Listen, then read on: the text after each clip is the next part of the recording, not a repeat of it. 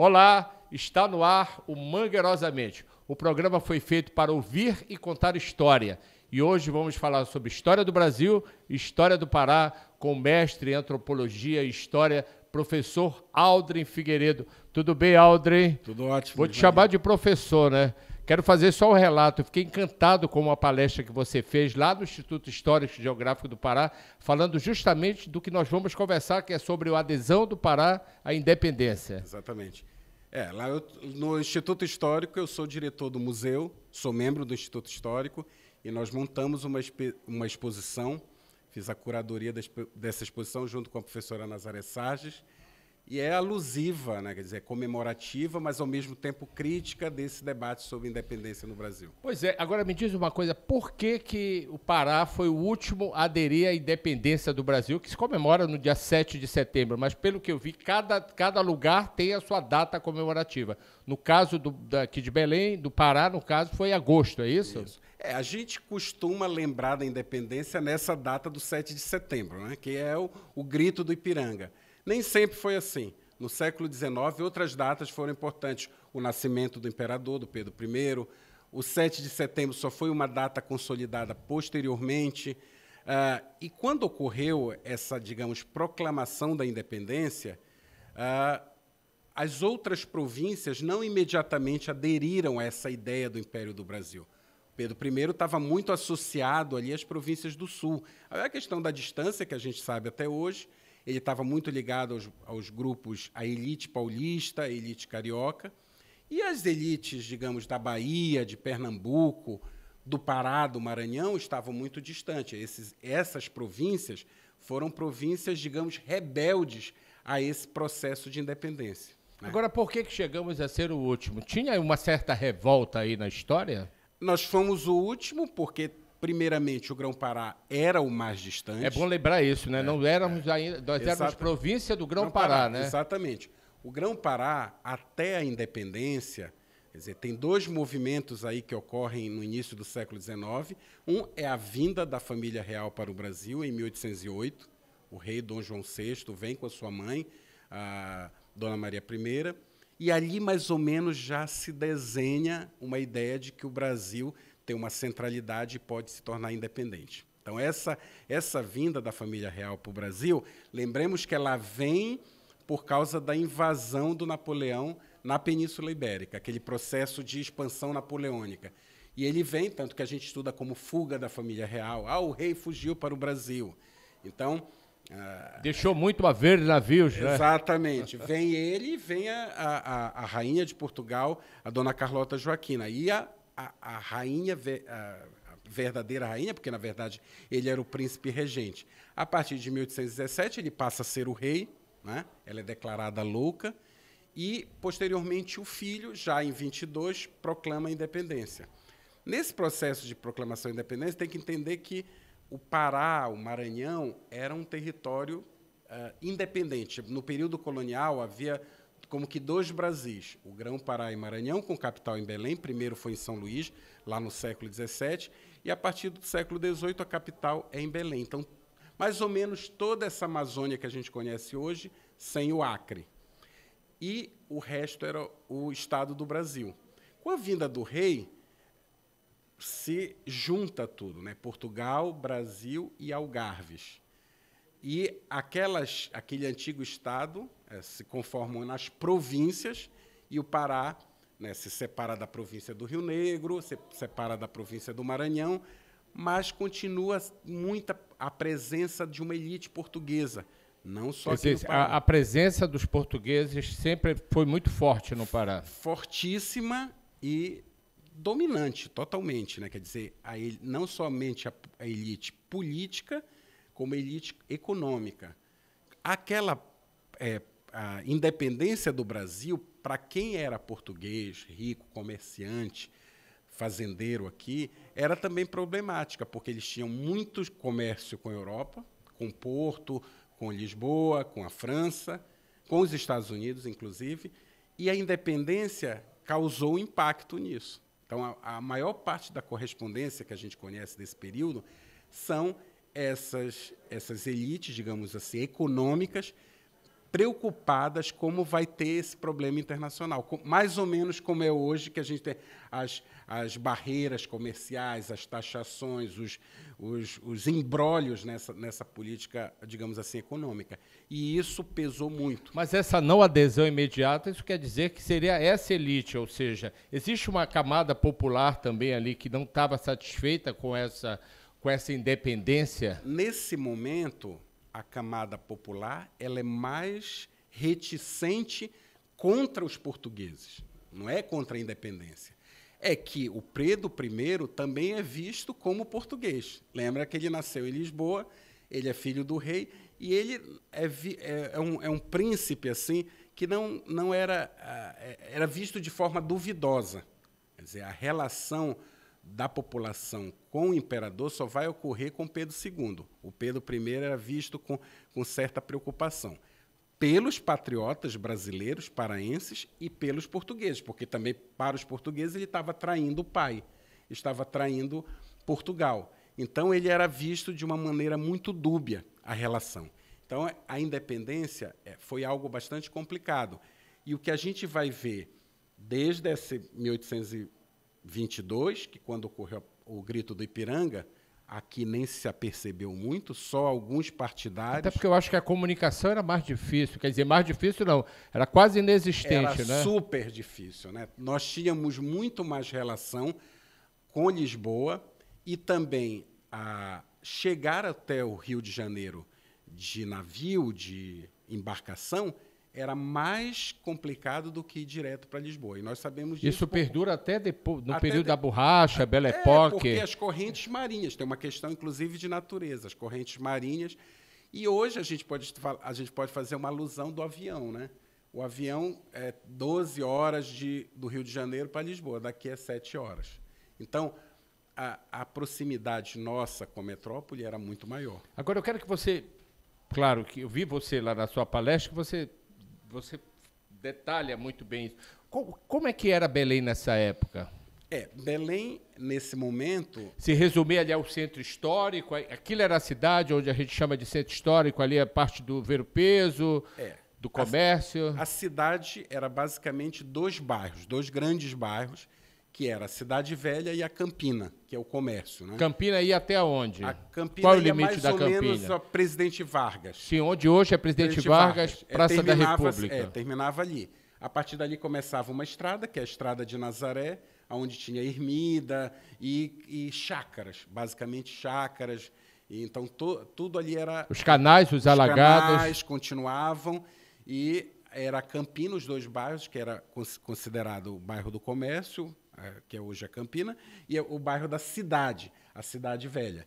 Então, tudo aquilo eram chácaras em volta da cidade, engenhos, muitos engenhos de cana, engenho de farinha. Qual era a população, mais ou menos? Tem alguma ideia? Tinha algum censo? Nesse período, não tenho uma ideia. Com certeza temos censo, mas vamos dizer que 50 mil pessoas, talvez.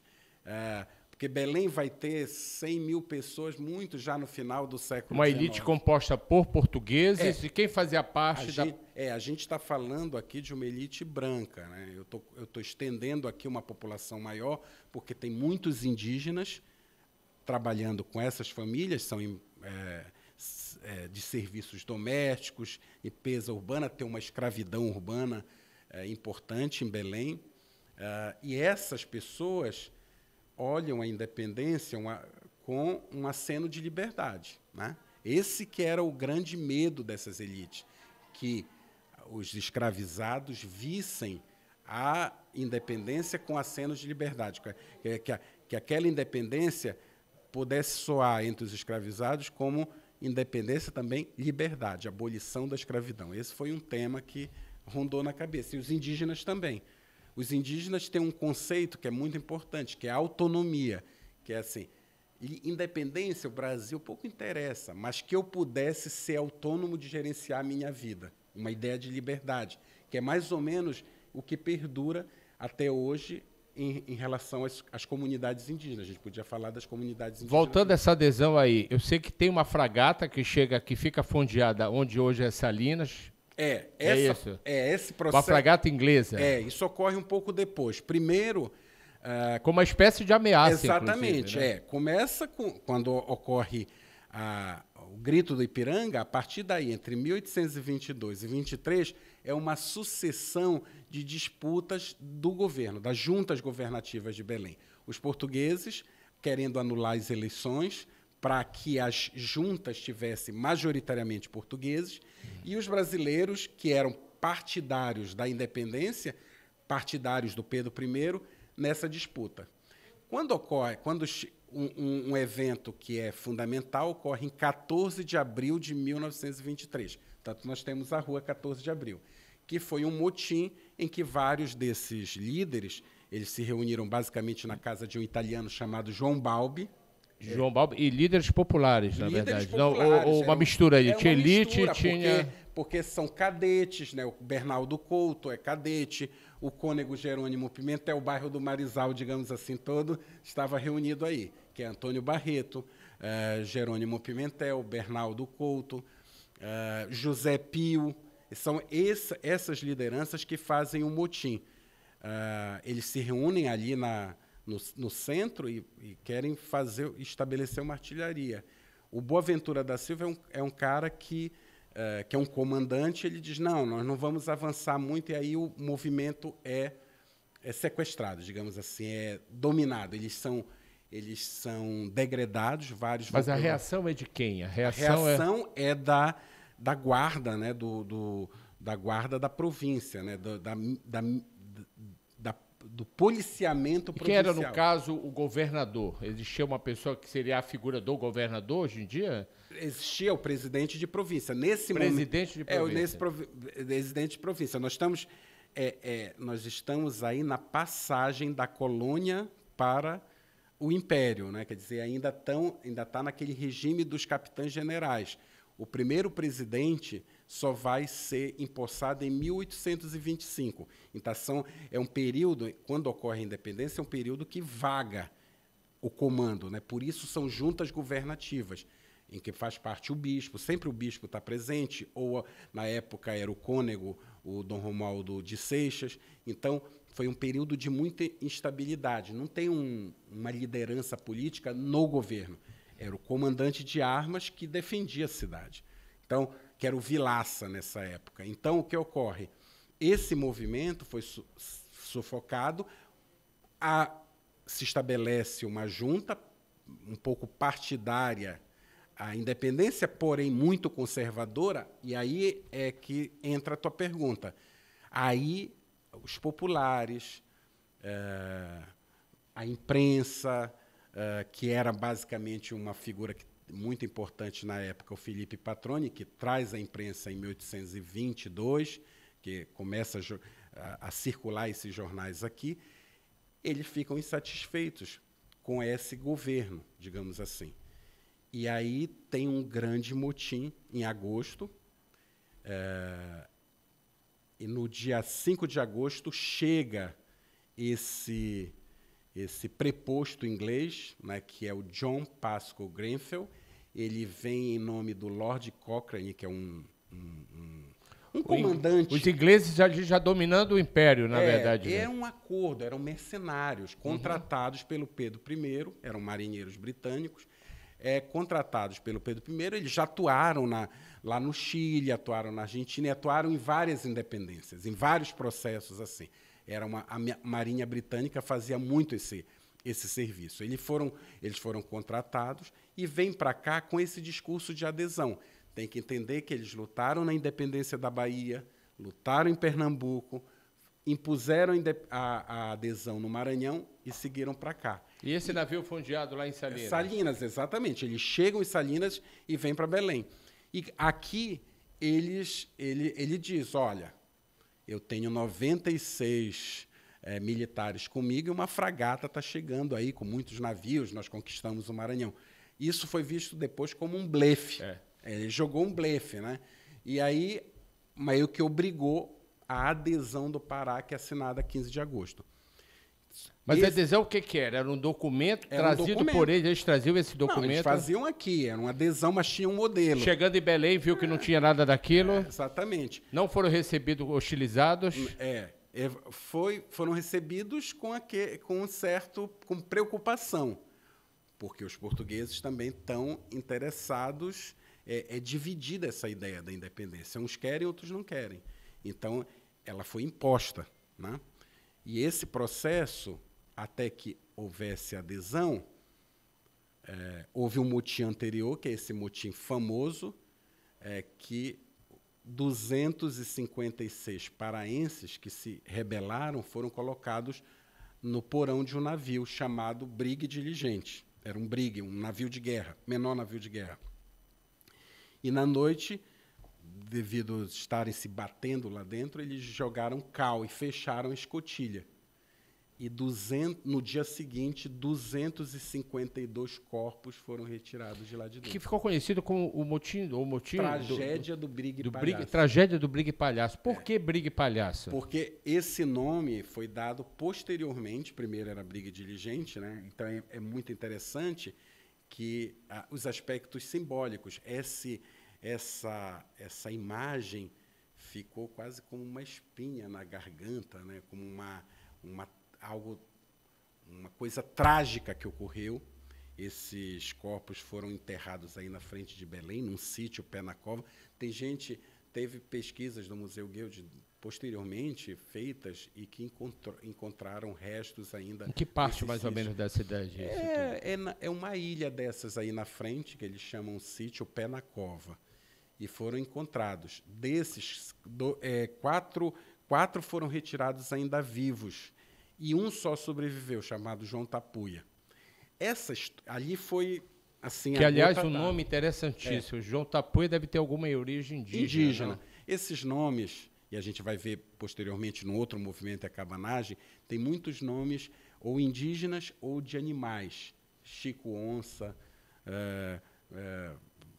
cavalo, cachorro, assim, uma associação, eu vejo muito no carimbó, né, o peru e tal, essas associações com elementos da mata, da floresta, presente um pouco nesse vocabulário, nesse aspecto. E ali foi a gota d'água, né, quer dizer, quando termina o caso do Brigue Palhaço, é assinada a adesão, e esse processo, só que não morre aí, ok, o Pará adere à independência do Brasil.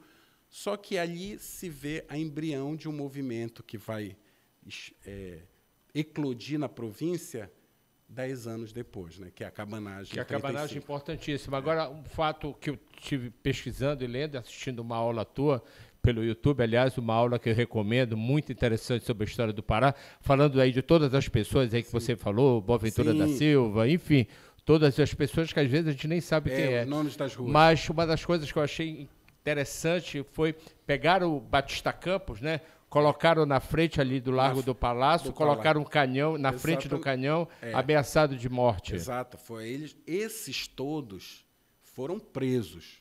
O Batista Campos, ele queria explodir o corpo do Batista. O Batista Campos era o cônego. Era o cônego Batista Campos, né? Que era da Catedral da Sé. Era Catedral da Sé. O outro que estava na junta de governo também era cônego, o Dom Romualdo de Seixas, que depois vai ser o bispo primaz do Brasil, lá na Bahia. Vai ser nomeado pelo Pedro I. Existe uma elite na igreja paraense nesse período, né? Dom Romualdo Coelho, Dom Romualdo de Seixas, são figuras muito importantes no Império do Brasil, numa outra história até da Igreja Católica, um movimento internacional que é a romanização. E eles estiveram presentes digamos, nesse movimento político. O que é interessante é que o próprio bispo intervém aí. Então, o que acontece? Ele chega e diz, olha, os escravizados, os escravos estão vendo isso, os indígenas estão vendo vocês explodirem um corpo de um padre no canhão. Então, eles vão fazer isso depois com vocês. Então, usando essas artimanhas, na verdade, esse discurso político, o bispo tinha muito respeito, inclusive entre os cabanos, ele consegue porque todos são condenados à morte. É o bispo que faz uma intervenção e eles são degradados. E a igreja, claro, sempre com seu grande poder. Grande poder, ele consegue essa intervenção e eles são mandados para fora. Depois que há adesão, eles voltam, né?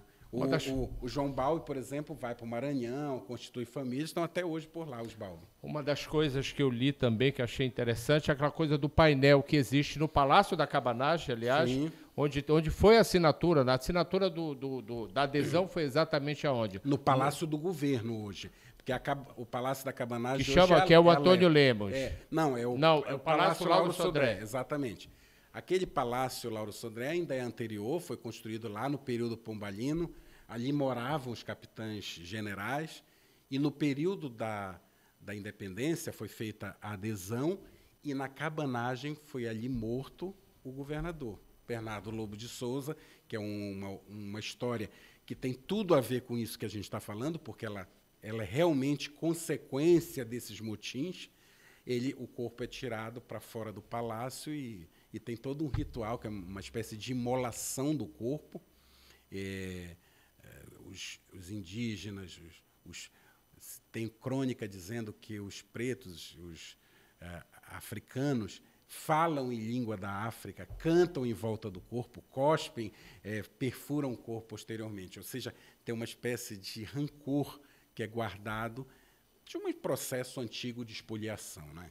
A verdade e existe ainda, né? É um painel feito nos anos 70 que mostra exatamente a assinatura disso e tem essas figuras presentes. Fala desse painel que está no Palácio da Cabanagem, que hoje em dia é a sede da ALEPA, da Assembleia Legislativa. Esse painel é da Anita Guidi, ele é um painel, digamos, laudatório, alusivo. Está todo mundo feliz, dando tchau para as barcas lá para o Grêmio indo embora e assinatura sindicato. Quer dizer, ele foi feito na época do golpe militar, tinha todo o interesse de fazer um processo de, digamos assim, de pacificação dessas imagens. Mas nem sempre foi assim. Lá nos anos 20, na década de 1920, um jurista muito famoso, Augusto Meira, o velho, que foi senador, ele disputou, ele disse que não houve adesão nenhuma, que essa adesão foi uma adesão forjada. Muitos desses intelectuais da época se colocaram contra, compararam até o processo de adesão que ocorreu aqui, a tragédia do Briga e Palhaço, com as guerras entre os romanos e os cartagineses. Porque os romanos, quando lá nas chamadas guerras púnicas, Cartago era uma província romana no norte da África, então, na cabeça, havia sempre um senador romano que, quando Roma estava em guerra, ele começava a fala no Senado romano, ele dizia assim, delenda est Cartago, Cartago deve ser destruída. É como se ele estivesse dizendo, o Pará deve ser destruído. Esses paraenses, esses patriotas, rebeldes, devem ser destruídos. Essa comparação foi feita muitas vezes. E o sal que os romanos jogaram para que nada nascesse em Cartago, quando eles dominaram, foi comparado com o cal que foi jogado sobre a cabeça dos paraenses. Uma série de elementos simbólicos. Ou seja, a própria elite intelectual modernista dos anos 20, parte dela, não incorporou. Por isso é um feriado meio estranho, esse feriado do 15 de agosto. Que, aliás, foi instituído muitos anos depois pelo mestre e professor, meu professor Zeno Veloso. Eu li que foi ele, na verdade, que instituiu. E a justificativa dele era justamente para tentar, eu não diria apaziguar, mas tentar dar uma... recuperar, eu acho recuperar, que ele tem um sentido histórico, porque, de fato, havia essa festa do 15 de agosto. No século XIX, ela foi uma festa muito importante, mas ela foi uma festa incentivada pelo próprio Império, na época do Pedro II, quer dizer, porque a memória do pai dele estava em jogo. É a memória de unidade. O Pedro II investiu muito nessa... nós fizemos também uma outra exposição lá no Instituto Histórico, que é sobre a Dona Maria da Glória, que foi rainha de Portugal. Você visitou essa exposição? Ela tinha um título de Princesa do Grão-Pará. Foi um título instituído pelo Pedro I justamente para simbolizar essa província mais ao norte, que precisava ser, vamos dizer assim, anexada, incorporada, integrada à ideia de Brasil. Ou seja, era muito importante um feriado como 15 de agosto. Só que a República foi colocando para debaixo do pano, porque não queria muito evidenciar essas personagens do Império. Bom, Vamos trazer todo esse assunto para agora, né? Sim. Para esse momento. O que existe ainda de arquitetura, eu falo, nesse núcleo histórico da cidade, que seja ainda daquela época? Tem os palácios, né? Tem os palácios e muitas residências. Aqui você visitou o próprio Instituto Pois é, vamos Histórico. falar do Instituto Histórico, vamos situá-lo. O Instituto Histórico está ali no Largo do Palácio, que é hoje a atual Praça Pedro II. Então, é muito interessante que as pessoas possam visitar, porque é um prédio que começa a ser... Que é o Solar? Solar Barão do Guajará. Barão do Guajará. Quem viveu lá foi? Foi o próprio Barão do Guajará, Domingos Antônio Raiol, que era historiador, que era político, foi presidente da província de São Paulo, de Goiás, de Alagoas, foi um intelectual muito importante e escreveu a obra mais importante sobre a independência, sobre esse período, chamado Os Motins Políticos na Província do Pará, que foi, inclusive, reeditada agora. Na Feira do Livro eu vi. E ela é muito interessante ver essa residência por todos esses aspectos históricos. Ela foi uma residência testemunha desses movimentos, ocorreram ali, e nós temos uma exposição. Nós temos os palácios ali, nós temos já o Ver-o-Peso? O Ver-o-Peso, sim, não esse. O Ver-o-Peso, o Casaril, na verdade. O Casaril em volta, a feira, não o prédio de ferro, que é uma construção posterior. Praça do Relógio também deve ter sido depois, posterior, não? E tinha aquele largo grande, que era o Largo do Palácio, e não tinha o prédio da prefeitura, que ele só vai ser construído... Forte do Castelo devia estar presente totalmente também. Presente, Casa dos Jesuítas, Sé, todo aquele palácio. Aquele desenho já existia, todo aquele desenho urbano da cidade já existia. Em 1840, um pouco depois da independência, bastante até depois da independência, começa a se plantar aquelas palmeiras imperiais na 16 de novembro, que é justamente em homenagem à aclamação do Pedro II. A cidade foi muito montada a partir desses, digamos assim, elementos, símbolos da família imperial. E me diz uma coisa, ali no Solar funciona o Instituto Histórico e Geográfico. Fala para a gente que tem lá uma exposição, né? Sim. Chamada Sentinela do Norte. Nós temos algumas imagens aí que a gente gostaria de falar, porque a gente pode falar em cima. Tem, inclusive, um mapa ainda do Grão-Pará. A exposição ela foi inaugurada em abril, no dia 18 de abril, que é o Dia Nacional do Patrimônio Histórico, e ela vai perdurar por mais 3 anos. A gente vai, do ano de 2022, olha, aqui são... Isso é parte da exposição que a gente fez uma sala... Vamos só situar, tem a exposição Sentinela do Norte, que está no Instituto Histórico e Geográfico, entrada franca. Entrada franca, funciona de terça a domingo, terça a sexta, e ela do horário das 9 às 17 horas. A recomendação é para ir correndo, porque primeiro que o prédio é belíssimo, né? O prédio é lindíssimo, a exposição é bem interessante. Está bem interessante. Memorialista, inclusive. Memorialista. A gente também não fez uma exposição laudatória desses heróis da independência, optou por mostrar muitos documentos, muitas fontes, muitos testemunhos da época ligados à história indígena, de quilombolas, de sociedades que tinham anseios de liberdade nesse momento e viram na independência com esse olhar de liberdade, e também de como a história foi ensinada. Isso, por exemplo, é livros didáticos, livros de história sobre a conquista de Caiena, que foi o revide português, né? Nós falamos da vinda da família real para o Brasil. Os portugueses responderam com a invasão de Caiena aqui próximo, que os paraenses tomaram parte disso. A documentação original da ocupação portuguesa de Caiena está exposta, inclusive, às proclamações bilíngues. Olha, isso é parte da exposição, né? Toda parte da exposição, com objetos, álbuns. Na verdade, são objetos que remetem a... Que remetem e são livros. Essa é uma sala... Pode ir passando até mais rápido as imagens para a gente ir vendo. São livros didáticos. Essa é a sala onde o Barão do Guajará escreveu, era o gabinete dele, escreveu esse livro famoso, publicado em 1865, que é Os Motins Políticos. Estantes são todos móveis originais da casa, né, que foram restaurados. Aqui é louças europeias. E, ao mesmo tempo que nós... Inclusive, essa parte de cima, que são vidros, garrafas de grés, que foram tirados do próprio jardim. Isso é do acervo do Instituto Histórico. Do Instituto Histórico, não? Do acervo do Instituto Histórico. Essa é a sala que eu falei, História Ensinada, que são cadernos, livros didáticos dos últimos, digamos, 100 anos. Incrível essa viagem memorialista que a gente tem na exposição, porque a gente começa a revisitar os colégios, os cadernos, as capas de caderno, de livros. De livros e os desfiles escolares, como as crianças se vestiam de Leopoldina, de Índias, lá em 1905, pelos principais fotógrafos.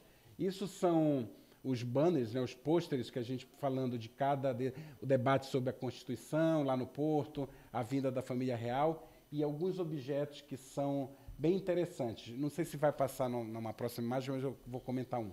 Isso aqui Isso aí é uma espécie de uma representação. De uma representação, né? Lá do Convento das Mercês, que ocorreu já, está mais ligada à cabanagem. A cabanagem, tempo depois. Um tempo depois. Olha aí, objetos aqui, Histórias da Amazônia, do Peregrino Júnior. Isso aqui são desenhos feitos pelo François Biard, por viajantes, que testemunharam, inclusive, indígenas vestidos com roupas dos militares da época da independência. É muito engraçado isso. Então, são brinquedos. Ali uma representação de uma moeda da época, não? Esse é um selo que foi feito em homenagem à proclamação da independência. Né? E aquele famoso quadro do Pedro Américo. Do Pedro Américo, exatamente. De volta e meia a gente vê. Quando a gente lembra de Independência do Brasil, a gente lembra do quadro do Pedro Américo e do filme do Coimbra. Exato. Independência ou Morte com o Tarcísio Meira. Glória Menezes, etc. Essa estante, metade, olha, você vê aqui metade louça europeia, metade louça quilombola indígena. Essas armas são armas indígenas originais do acervo no Instituto, doadas por 2 historiadores importantes, Palma Muniz. Vamos falar um pouco mais no microfone. Então, sim. Pronto.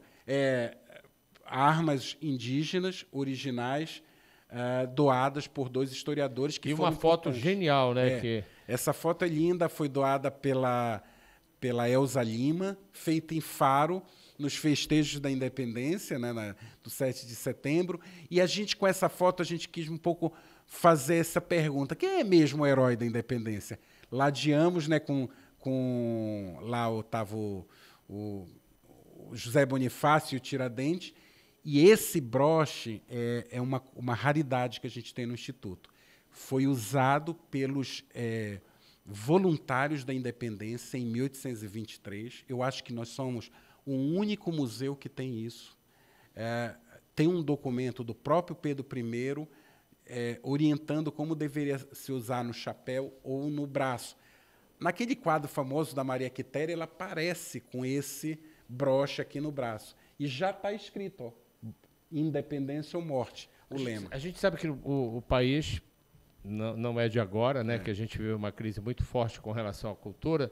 É muito difícil se manter acervos, né, museológicos, né? Como é que o Instituto Histórico se mantém? O Instituto Histórico é desses milagres, porque ele é uma instituição privada que não tem dotação financeira nenhuma e ele é basicamente mantido pelos 70 membros que fazem parte, 70 associados. São sócios? São os sócios, são membros do Instituto. Né? Que a gente pode até aproveitar agora que quem for conhecer o museu pode se tornar sócio do museu, é isso? Pode se candidatar, né? Pode se candidatar e pode não necessariamente se associar, mas ser alguém que ajuda o Instituto, ser um sócio benemérito, que ajuda financeiramente o Instituto. Lá é uma entidade privada. É privada, é uma entidade privada fundada em 1900 por muitas figuras conhecidas. Não tem participação nenhuma de Estado e município. Estado nenhum. Absolutamente nada. Mas isso seria necessário, não? Era muito importante que Câmara, que Assembleia, que Governo pudesse auxiliar.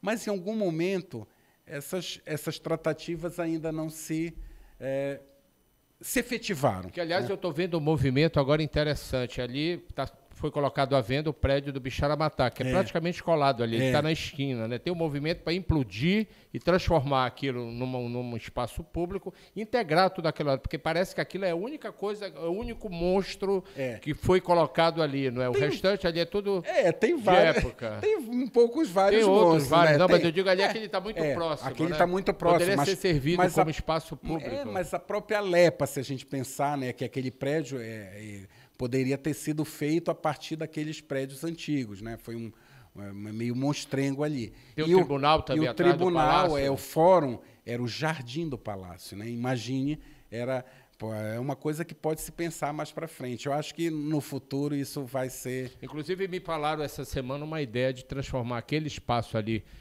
que foi colocado à venda do Bixaramatá como a Casa do Carimbó, que a gente não tem a Casa do Carimbó. Sim. Seria uma forma de agregar ali todo o povo, claro, a comunidade que fazedora de carimbó, o pessoal do movimento do carimbó, e transformar aquilo, porque aquilo ali, na verdade, é uma área que vai ser cada vez mais turística, mais ligada a essa cultura. Então, tem realmente que restabelecer esses espaços públicos, jardins, porque é isso que o turista quer ver, né? Que é espaços que ele possa consumir cultura. E é impressionante que com a revitalização, com todo esse projeto do Feliz Lusitânia, feita pelo Paulo Chaves, como o turismo ali, principalmente naquela área, né? Teve um ganho muito grande. O próprio Instituto recebe muitos brasileiros de fora e estrangeiros ali. Cotidianamente, é uma presença constante. E nós fizemos essa exposição muito em assessoria associada à Cátedra João Lúcio de Azevedo, que é um centro de estudos da universidade ligado ao Instituto Camões. Basicamente, todo o financiamento foi feito a partir da vocês têm alguma atividade que as pessoas possam ir lá? Por exemplo, eu estive lá numa palestra e na abertura da Sentinela do Norte, né? Que eu sugiro que a pessoa acompanhe, né, as redes sociais do Instituto, Solar Barão do Guajará, Instituto HGP, Instagram e Facebook.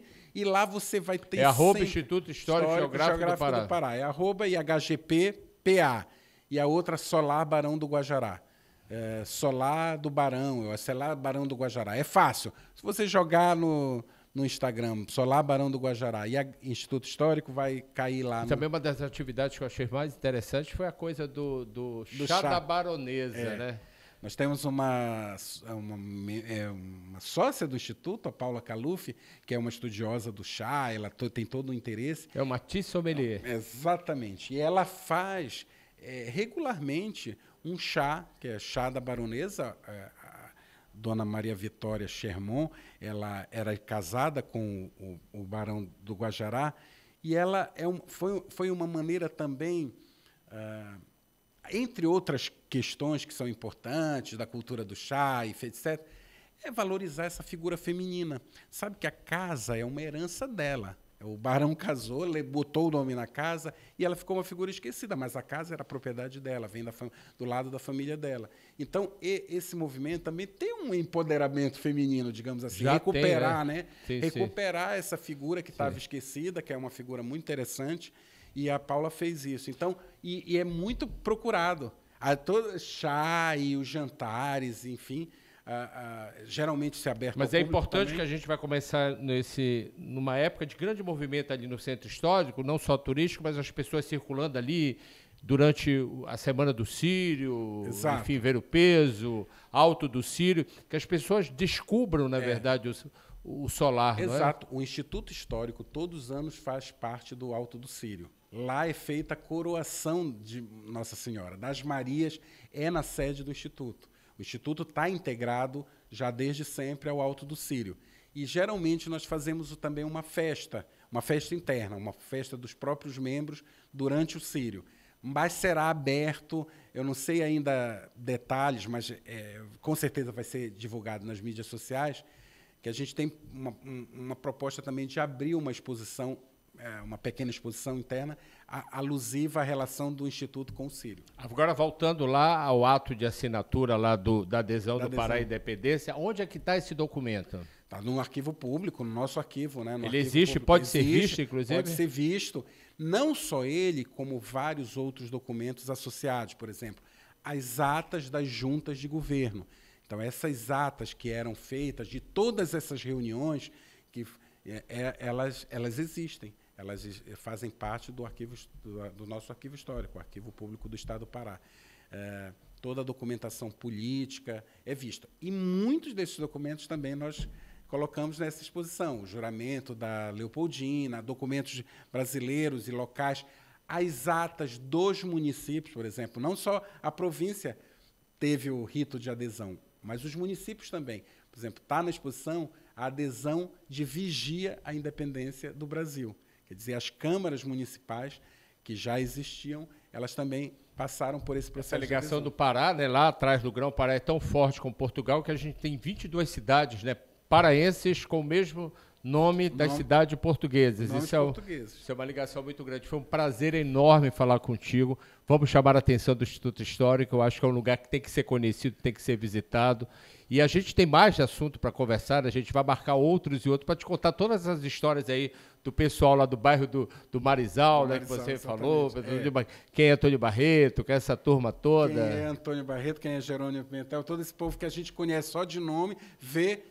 Nessa exposição, inclusive, esses nomes estão colados no teto do Instituto, né? Então, uma maneira... Eu fico muito feliz. Prazer enorme. E só para fazer um comentário, gostei do bigode monárquico e desse quase Dom Pedro tropical, né? Olha, eu vi colorido para não ficar muito com cara do Pedro II, né? Você assiste o Mangueirosamente no Libiplay dentro de liberal.com.